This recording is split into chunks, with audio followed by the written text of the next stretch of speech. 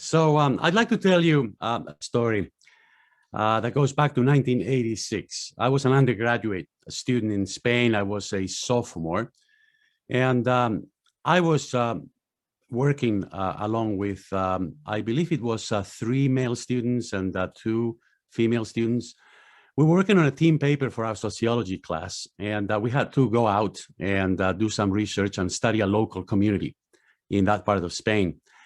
And it turned out to be one of the most intensive experiences in my life for the following reason, which is that we chose a local community that was essentially dependent on a coal mine. So this part of Spain is or used to be a major coal mining area. And this local community, pretty much everybody in town was employed at the coal mine. And so we managed to get permission to visit the mine itself, to go 600 meters underneath and to see what it was like. And so at that point, I had three thoughts on my mind. So the first one was my favorite rock band at the time was The Police. Maybe you guys remember that rock band from the 1980s. And one of their most famous songs are Canary in a Coal Mine. And if you remember, the canary in a coal mine makes sense in the sense that you bring in a bird to make sure that there are no gases that might kill you, okay? The animal dies, the bird dies, then that means there's some gas that maybe you cannot smell, and of course you cannot see, but that can kill you. So the second thing that came to my mind was unions, labor unions. We normally have, by the way, a very pejorative kind of sense of labor unions at business school.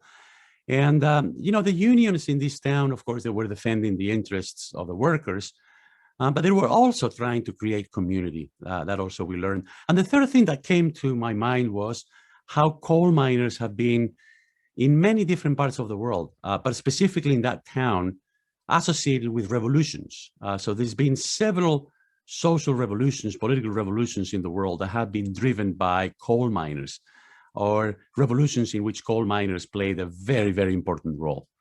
But anyway, we got the permission. So the five of us, 3 men, 3 women, age 20 or 21, we woke up at 5 a.m. and then we drove to the mine.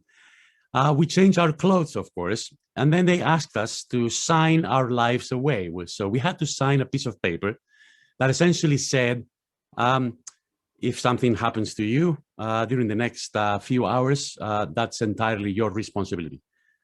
So we signed a piece of paper. We got into the elevator. It plunged 600 feet in, I don't know, maybe about 15 seconds. It was very intense. I felt like at Disneyland in one of those rides. And then we started walking and walking, very long gallery. That was the easy part, by the way. It was flat. It was very cold. It was dark. It was also eerily silent. Other than the 2 employees of the mine that were with us and the 5 of us, there was nobody else in that part of the mine. So we walked about 3 or 4 miles until we got to a place where they told us we could actually produce some coal. We could extract some coal right from the wall. And in so doing, then we could have that experience. So that's where I learned that there are 2 methods for getting coal. One is you just go into a coal pit and you use some kind of a tool. In ancient times, it would be like a metal tool, and you would just hit the wall and get the coal. More recently, of course, you can use a pneumatic drill. That's the harder way of doing it. The easy way is the so-called long wall method for coal getting, which is that you have a machine and you just move the machine back and forth, from left to right along the wall, and the machine does the job for you. Now, unfortunately, this mine, the deposits were arranged in such a way that the long wall method was not possible. So the harder method. So of the 5 of us, I must say that only one, but it wasn't me, actually decided to use a pneumatic drill, because you see, you're not standing on the ground when you're in a coal pit. You're standing on very thick tree trunks, right? Made of wood, right? Which they use to prevent the rest of the mountain from collapsing on top of you. And you're essentially from those logs walking, right? You know that there's 50, 60 yards perhaps beneath you. And if you fall, you're either going to die or you're going to be, your body's going to be greatly damaged. And at the same time, you're supposed to hold this big pneumatic drill, like the ones that they use for construction on the street when they're digging to maybe reach the water main or something. So that kind of a tool, very heavy. And only one of us, was willing to do it, which is actually very dangerous work. The rest of us were just trying to be safe and trying to jump from one log to the next. And at the end of that, series of logs, essentially, you reach the next gallery underneath, and that's where the coal is being collected into a little train. So it was a very intensive experience. It lasted 9 hours. We were exhausted when we got back. And we changed clothes again. We took a shower. But believe me, the coal dust stayed with me for several days. You couldn't get it out of your nails. You couldn't get it out of your ears or your nose. It was everywhere, even after several showers. So this day and the intense experience of that day has stayed with me for the rest of my life, right? And I remember, for example, going to Broadway about maybe 12 years ago or so, and going to see Billy Elliot. Maybe you remember that play on Broadway. I was thinking to myself, there's over 1,000 people in this theater.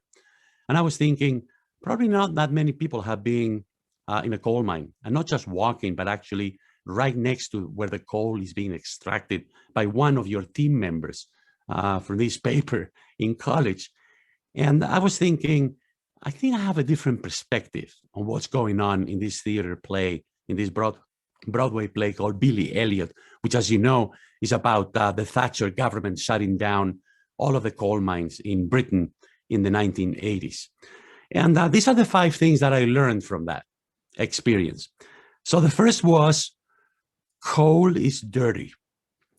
The second was, coal mining is dangerous. The third was, coal, I guess, was once essential to the economy. And remember, this was 1986. But I realized we should probably give it up as quickly as we can.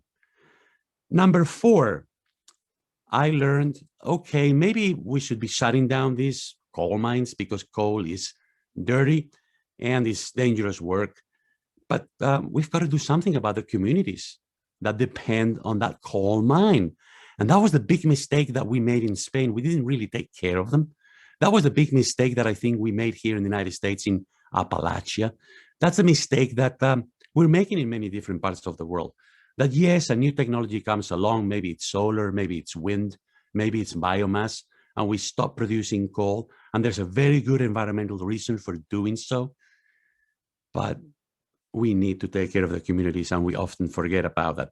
And then number 5, for me, the single most important one, that you have to put yourself in other people's shoes, in this case, the miners, before you feel entitled to say anything about the miners or about the work that they do, or more importantly, and this is also what we learned through our interviews, before you judge their motives and before you say anything about the way in which they decided to run their lives.